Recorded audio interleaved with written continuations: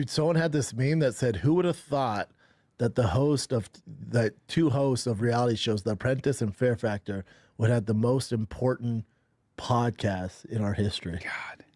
The guy from Fear Factor, the guy from Apprentice. Well, you know, one of the things that I remember Joe was always on the fence about getting involved in this space. Yeah. In other words, having such a charged political figure, because like it or not, he's insanely powerful because his podcast has such reach. He has such a following, and so many people take what he says very seriously. I'm talking about Joe. Yeah. So for him, the amount of energy it creates when you give anyone who's political a platform, and especially someone as divisive as Donald Trump.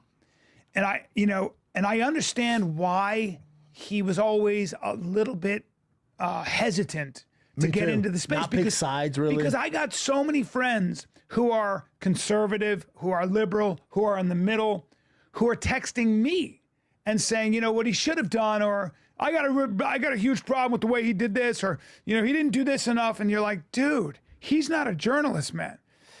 He's not a journalist. Also, and he's never claimed to be. Just be grateful he even had him on, you stupid fuck. Well, but it's also. I would have done this. Really? Then why don't you do it? But it's also important. Then you do it. Right, and he's not a journalist. No, he's having him on to make him human. He's not on there to do gotcha or your policy on this. No, he's having a conversation that will do more for your candidate than anything. Just being normal, not talking on points. Right. Just being a fucking And he human wants being. to do the same thing with Kamala. Yeah, like he's open like, to it. let me just talk to her. Let me see who she is. I don't know who she is. Pretty sure he has JD Vance on this week.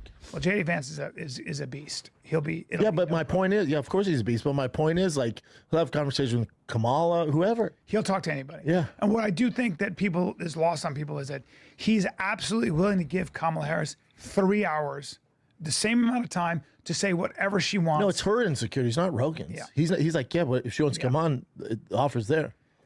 They won't do it. I think, I don't know. They won't do it.